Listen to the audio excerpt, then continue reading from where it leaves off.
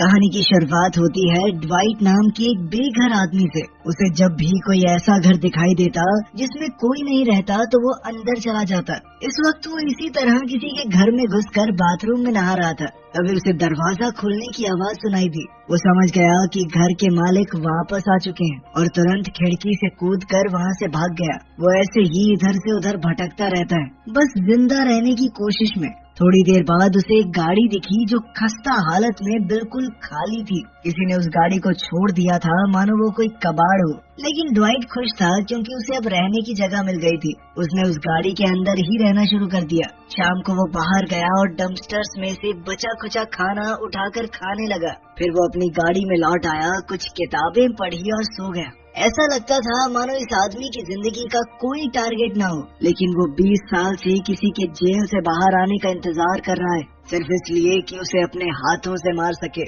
अगली सुबह एक पुलिस ऑफिसर एडी वहाँ आई। एडी पहले से ड्वाइट को जानती थी। उसने ड्वाइट को गाड़ी से बाहर निकाल कर कहा कि मैं नहीं चाहती तुम किसी तरह की मुसीबत में पड़ो, लेकिन वेड क्लीलैंड जेल से निकलने वाला है। वेड वही आदमी था जिसने 20 साल पहले ड्वाइट के माँ बाप को मार दिया था। ये सुनकर ड्वाइट के अंदर की आग जलने लगी। उसकी जिंदगी का एक ही मकसद था, वेड को मारना। अब उसे पता चल चुका था कि वेड बाहर आ रहा है, इसीलिए वो बदला लेने की तैयारी करने लगा। उसने उस पुरानी कार के अंदर नई बैटरी डलवाई ताकि वो सही तरीके से चल सके। वेड वर्जीनिया की एक जेल से छूटने वाला था तो उसे भी वहीं जाना पड़ेगा। इसके लिए वो एक बंदूक की दुकान में गया, लेकिन वहाँ बंदूकें इतनी ज्यादा महंगी थी कि वो कुछ खरीद नहीं पाया। फिर उसने अपनी बहन को एक लेटर लिखा और एक पार्किंग में गाड़ियों के शीशे तोड़ने लगा, इस आस में कि कहीं किसी गाड़ी में उसे बंदूक मिल जाए। कुछ देर बाद उसे एक बंदूक मिल भी गई, लेकिन उसके ट्रिगर के ऊपर लॉक लगा हुआ था। ड्वाइट बार बार कोशिश करता रहा उस लॉक को तोड़ने की, लेकिन लॉक तोड़ने के चक्कर में उसने पूरी बंदूक ही तोड़ दी। फिर उसने सोचा कि बंदूक से नहीं, हाथों से मारूंगा उसे। तो वो बिना बंदूक के ही वर्जीनिया निकल गया। वहाँ जाकर उसने जेल के बाहर इंतजार किया ताकि वो देख सके कि वेड कब बाहर आएगा और कहाँ जाएगा। थोड़ी देर बाद एक लिमोजीन जेल के गेट पर आई और वेड बाहर निकला। वेड का परिवार उसे देखकर बहुत खुश था, सबने उसे गले लगा लिया। ये देखकर ड्वाइट रो पड़ा। वो आदमी जिसने उससे उसके माँ बाप को छीन लिया अब अपने परिवार के साथ मौज मार रहा है। जैसे ही वो लोग वहाँ से चले, ड्वाइट उनका पीछा करने लगा। थोड़ी देर बाद वेड का परिवार एक बार में रुक गया थोड़ी पार्टी करने के लिए। ड्वाइट गुस्से से पीछे की तरफ से बार में घुस गया और जल्दी से बाथरूम में छुप गया। उसने इंतजार किया कि वेड बस अकेले अंदर आए। थोड़ी देर बाद जैसे ही वेड अंदर आया, ड्वाइट ने तुरंत बाहर निकलकर सबसे पहले वेड के गले पर हमला किया, लेकिन इस हमले से वेड जिंदा बच गया और उसने ड्वाइट के ऊपर एक के बाद एक हमले शुरू कर दिए। लेकिन ड्वाइट ने भी हार नहीं मानी, उसने दोबारा हमला किया और इस बार वेड के माथे में छुरा घुसा दिया। वेड जमीन पर गिर गया, बस उसकी आखिरी सांसें चल रही थी। अब उसका मरना तय था तो ड्वाइट तुरंत वहाँ से निकलने लगा। उधर वेड के परिवार को भी शक हो गया कि कुछ तो हुआ है, इतनी देर से बाथरूम में क्या कर रहा है वो सब जल्दी से बाथरूम की तरफ बढ़े। ड्वाइट बाहर निकला और सबसे पहले वेड की गाड़ी का टायर पंचर कर दिया और फिर अपनी गाड़ी में बैठ गया। उसने देखा कि उसके हाथ पर बहुत गहरा कट लग गया था, जिससे बहुत तेजी से खून निकल रहा था। वेड के साथ उसकी लड़ाई के दौरान शायद उसकी गाड़ी की चाबी अंदर ही गिर गई थी, तो उसने सोचा कि वेड की गाड़ी लेकर ही भाग जाता हूँ। वो तुरंत बाहर निकला और वेड की गाड़ी में घुस गया। किस्मत से चाबी गाड़ी के अंदर ही लगी हुई थी। उसने जल्दी से गाड़ी स्टार्ट की और वहाँ से भागने लगा। थोड़ी देर बाद उसने महसूस किया कि गाड़ी की पिछली सीट पर कोई तो है। उसने गाड़ी रोकी, पीछे से एक लड़का बाहर आया जिसका नाम विलियम है। विलियम जोर से चिल्लाकर बोला कि तुमने वेड को क्यों मारा? इस पर ड्वाइट ने कहा कि वेड ने मेरे माँ बाप को मारा था, अनाथ बना दिया मुझे। ये सुनकर वो लड़का घबरा गया और वहाँ से भागने लगा। विलियम के हाव भाव से ड्वाइट थोड़ा सोच में पड़ गया। अब उसे लग रहा था कि शायद उसने गलत आदमी को मार दिया। कहीं ऐसा तो नहीं कि वेड ने किसी और का इल्जाम अपने सर पर लिया हो। फिर उसे आगे खाली घर दिखाई दिया। देखने से ऐसा लग रहा था कि यहाँ काफी समय से कोई नहीं आया। ड्वाइट अंदर चला गया ताकि अपना हुलिया बदल सके। सबसे पहले उसने अपने लंबे बाल और दाढ़ी काट दिए ताकि कोई उसे पहचान न सके। फिर नहा धोकर एकदम साफ सुथरा आदमी बन गया। उसने अपने हाथ पर पट्टी बांधी और नए कपड़े पहने। फिर उसने टीवी पर सभी न्यूज चैनल देखे, लेकिन कहीं भी वेड की मौत की खबर नहीं थी। फिर वो घर से बाहर आया। बाहर उसने एक ट्रक देखा और ट्रक ड्राइवर से लिफ्ट मांगी। अब वो अपनी बहन सैम से मिलने जा रहा था। सैम के पति की मौत हो चुकी थी। वो अपने 2 बच्चों के साथ अकेली रहती थी। थोड़ी देर बाद ड्वाइट उसके घर पहुंच गया। सैम अपने भाई को इतने समय बाद देखकर बहुत खुश हुई। कुछ देर बाद वो दोनों एक रेस्टोरेंट में खाना खाने गए। फिर अचानक ड्वाइट ने बताया कि मैंने वेड को मार दिया है, वही आदमी जिसने हमारे माँ बाप को मारा था। ये सुनकर सैम बहुत गुस्सा हो गई, लेकिन अंदर ही अंदर उसे थोड़ा सुकून तो था कि उन दोनों को अनाथ बनाने वाला आदमी अब मर चुका है। सैम ने बताया कि वेड का परिवार हमारे पड़ोस में ही रहता है। वो बहुत अमीर लोग हैं। मौके मौके पर मुझे नीचा दिखाते रहते हैं, खासकर अपनी उस लिमोजिन कार की हेकड़ी बहुत दिखाते हैं वो। थोड़ी बातचीत के बाद ड्वाइट को समझ आया कि क्लीलैंड परिवार बहुत ज्यादा ताकतवर है। अब जब उसने वेड को मार दिया है तो वो चुप तो नहीं बैठेंगे। जल्द ही वो उसे ढूंढते हुए उसके पीछे आएंगे। तभी उसे ध्यान आया कि हम दोनों तो बाहर हैं, बच्चों को कौन देख रहा है। ये सोचकर ही वो दोनों बहुत घबरा गए और तुरंत घर की तरफ भागे। सैम अंदर गई तो देखा कि बच्चे बिल्कुल सुरक्षित थे, लेकिन अब वो डर चुकी थी और गुस्से में बाहर आई। उसने ड्वाइट को थप्पड़ मारा। उसने कहा कि सब कुछ एकदम ठीक चल रहा था, तुमने दोबारा हमारे परिवार को मुसीबत में डाल दिया। अब मुझे कुछ समझ नहीं आ रहा कि क्या करूं। ड्वाइट ने कहा कि मैं सब कुछ संभाल लूंगा, लेकिन तब तक के लिए तुम्हें यहाँ से जाना होगा बच्चों को लेकर। उसने सैम से कहा कि अपना सामान पैक करो और बच्चों को लेकर पिट्सबर्ग चली जाओ। जब तक मैं सब कुछ ठीक नहीं कर देता वापस मत आना। सैम को भी समझ आ गया कि उसके बच्चों की सुरक्षा सबसे जरूरी है। उसने सामान पैक किया और वहाँ से निकल गई, ड्वाइट को वहीं अकेला छोड़कर। अब ड्वाइट को ये पक्का करना था कि उसकी बहन के पीछे कोई नहीं आएगा। सबसे पहले उसने घर चेक किया। फिर उसने सोचा कि अगर वेड के परिवार ने हमला किया तो वो अपना बचाव कैसे करेगा, लेकिन घर में कोई भी हथियार नहीं था। और तो और उसकी बहन शायद चाकू भी अपने साथ ले गई थी। जो छोटी मोटी चीजें उसे मिली उनसे ही ड्वाइट ने अपना जुगाड़ किया और इंतजार करने लगा। जैसे ही रात हुई उसने एक गाड़ी की आवाज सुनी। वो तुरंत खिड़की की तरफ भागा। जैसे ही उसने बाहर देखा तो उसने वेड के 2 भाइयों को देखा। उनका नाम टेडी और कार्ल था। वो दोनों ड्वाइट की गाड़ी में ही वहाँ आए थे।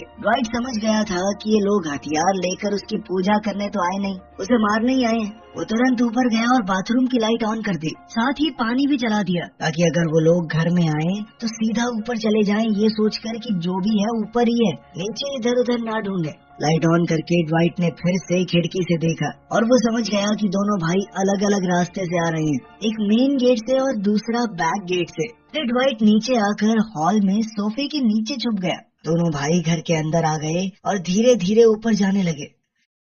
अब ड्वाइट के पास मौका था भाग जाने का। जैसे ही वो बाहर आया उसने देखा कि कार्ल ने तो मुझे देख लिया है। कार्ल के हाथ में शिकार करने वाला तीर कमान था और वो लगातार ड्वाइट पर तीर चलाता रहा। ड्वाइट भागकर अपनी गाड़ी में बैठा और जल्दी से गाड़ी दौड़ाने लगा, लेकिन इस हबड़ा दबड़ी में उसने टेडी को टक्कर मार दी। इसके बाद टेडी जमीन पर गिर पड़ा। ड्वाइट तुरंत गाड़ी से उतरा, टेडी को उठाया और कहा, जल्दी बता तुम लोग मेरे पीछे आए हो या मेरी बहन के पीछे। लेकिन टेडी बेहोश हो चुका था, वो कुछ नहीं बता पाया। फिर ड्वाइट ने टेडी की बंदूक उठाई और देखा कि कार्ल उसके पीछे आ रहा है। ड्वाइट ने गोली चलाई तो कार्ल छुप गया। अब ड्वाइट जल्दी से टेडी को उठाकर अपनी गाड़ी में डालने लगा, लेकिन जैसे ही वो फ्रंट सीट में बैठने लगा कार्ल ने उसके पैर में एक तीर मार दिया। अब ड्वाइट का खून बहुत तेजी से बह रहा था। उसने घायल हालत में ही गाड़ी शुरू की और वहाँ से भागने लगा। कार्ल उनके पीछे भागता हुआ चिल्लाता जा रहा था, लेकिन ड्वाइट नहीं रुका, वो दूर निकल गया। बाहर जाकर उसने सबसे पहले बेहोश हो चुके टेडी को बैक सीट से खींचकर ट्रंक में डाल दिया। ड्वाइट को इस वक्त बहुत ज्यादा दर्द हो रहा था। उसने कोशिश की अपने पैर से तीर को निकालने की, लेकिन वो आसान नहीं था। फिर वो उसी हालत में स्टोर तक पहुंच गया। अपने घाव को छुपाते हुए उसने कुछ दवाइयाँ और थोड़ा सामान ले लिया ताकि तीर को निकाल सके, लेकिन इस सब के बाद भी वो तीर नहीं निकाल पाया। खून बहुत तेजी से बह रहा था। उसे लगने लगा कि वो कभी भी मर सकता है। आखिर में उसे हॉस्पिटल जाना ही पड़ा, लेकिन डॉक्टर से मिल पाता उससे पहले ही बेहोश होकर गिर पड़ा। जब उसकी आंख खुली तो उसने देखा कि वो एक बेड पर पड़ा है। उसका इलाज हो चुका था और उसके पैर में स्टिचेस लगे थे। ड्वाइट का पैर अभी पूरी तरह से ठीक तो नहीं था, लेकिन फिर भी वो अस्पताल में रुक नहीं सकता था। वो बाहर आया और जल्दी से अपनी गाड़ी के पास पहुंचा। उसने डिक्की के पास थोड़ा खटखटाया, जिसके बाद टेडी जोर जोर से चिल्लाने लगा। इसका मतलब साफ था कि वो भी जिंदा है। फिर उसने जल्दी से अस्पताल वाले कपड़े भी बदल लिए। सब ड्वाइट के प्लान के हिसाब से ही हो रहा था। अब ड्वाइट सीधा अपनी बहन सैम के घर गया। उसने सबसे पहले घर के अंदर खिड़की दरवाजे लॉक कर दिए ताकि कोई बाहर से अंदर ना देख सके। उसने सभी लाइट्स बंद कर दी और घर को साफ करके वापस गाड़ी में आया। गाड़ी में बैठकर वो सैम की पुरानी एल्बम देख रहा था, जिसमें उसकी बचपन की तस्वीरें थी। अभी टेडी बार बार चिल्लाने लगा कि मेरा पैर टूट गया है और प्यास बहुत लगी है, लेकिन ड्वाइट ने उसकी बातों पर ध्यान नहीं दिया। बस एल्बम देखते हुए अपने बचपन के खुश दिनों को याद करने लगा। यहीं उसे अपना पुराना दोस्त दिखाई दिया, जिसका नाम है बेन। उसे देखकर ड्वाइट ने सोचा कि वो बेन से मिलने जाएगा। वो गाड़ी चलाकर बेन के घर पहुंच गया, लेकिन वहां सिर्फ उसकी माँ मिली। बेन की माँ ने बताया कि बेन को यहाँ से गए हुए लगभग साल हो चुका है, लेकिन उसने ड्वाइट को पहचान लिया क्योंकि वो उसका बचपन का सबसे अच्छा दोस्त था। उसने ड्वाइट को बेन का कार्ड दिया और बताया कि अब वो शहर में रहता है और ये उसका एड्रेस है। ड्वाइट फिर से गाड़ी चलाकर कुछ घंटों में एड्रेस पर पहुंच गया।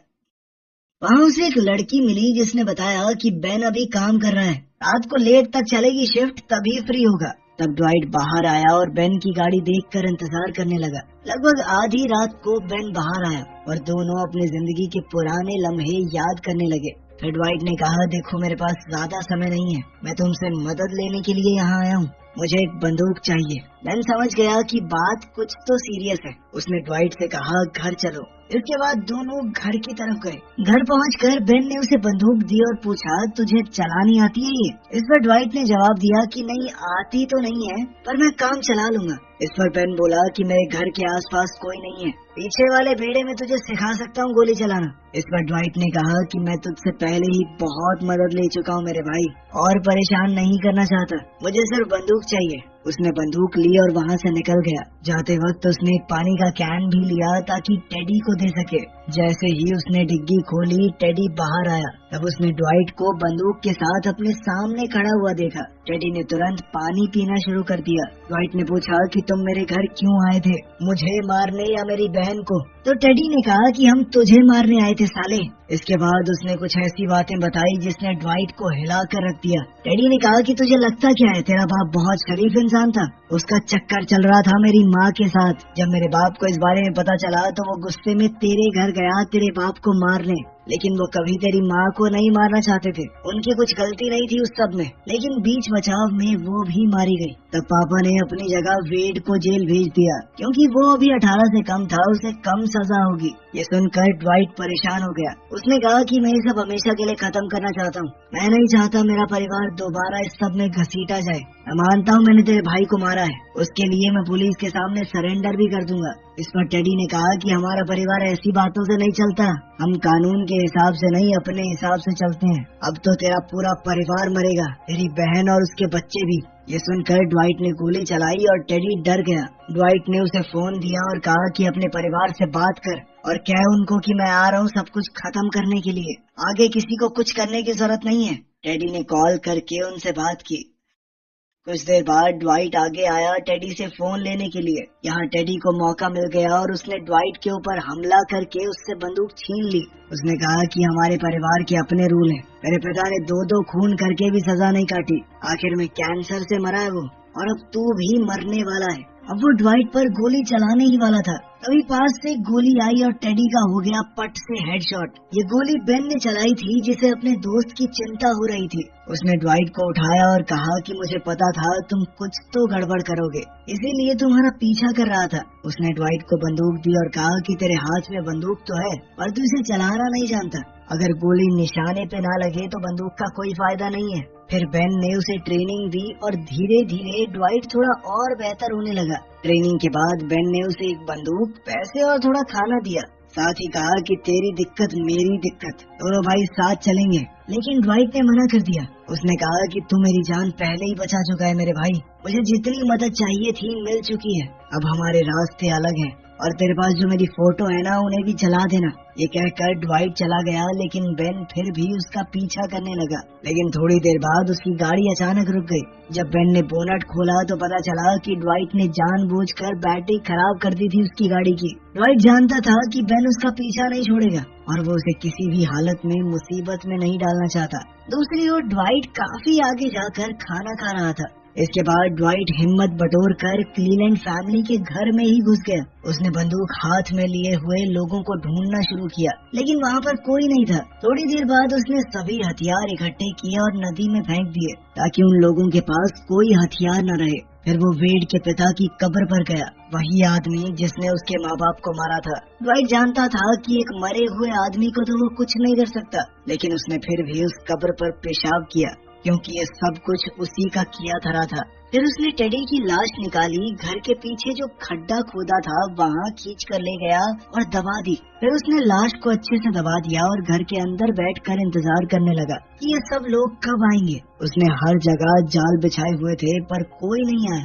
जब शाम को अचानक से घर की लाइट जल गई तो वो डर गया। उसने बंदूक उठाई और देखने लगा कि कौन आया है। फिर उसे समझ आया कि ये लाइट तो ऑटोमेटिक थी, शाम को 8 बजे जल जाती हैं। अब उससे और इंतजार नहीं हो रहा था। उसने अपने घर का नंबर मिलाया और मैसेज छोड़ा कि वो सब कुछ खत्म करना चाहता है। उसे उनके परिवार से कोई दुश्मनी नहीं है, बस उस आदमी से थी जिसने उसके माँ बाप को मारा। लेकिन अगर वो उसकी बहन के पीछे गए तो वो किसी को जिंदा नहीं छोड़ेगा। कुछ घंटों बाद क्लीलैंड परिवार के लोग वापस आए। 3 लोग घर में घुसे, कार्ल और उसकी 2 बहनें। उनकी बातों से ड्वाइट को पता चला कि उन्हें सैम के बारे में सब कुछ मालूम पड़ गया है कि वो अभी पिट्सबर्ग में है और जल्द ही वो उसे मारने वाले हैं, साथ ही उसके दोनों बच्चों को भी। ये सुनकर ड्वाइट को बहुत गुस्सा आया और उसने सीधा कार्ल को गोली मार दी। अब सिर्फ उसकी 2 बहनें बची थी। ड्वाइट ने कहा कि मेरा कोई इरादा नहीं है तुम्हारे पूरे परिवार को खत्म करने का, मेरी दुश्मनी सिर्फ तुम्हारे बाप से थी, लेकिन मेरी बहन के पीछे जाके तुमने बहुत बड़ी गलती की। तभी अचानक विलियम वहाँ आया और उसने ड्वाइट को गोली मार दी।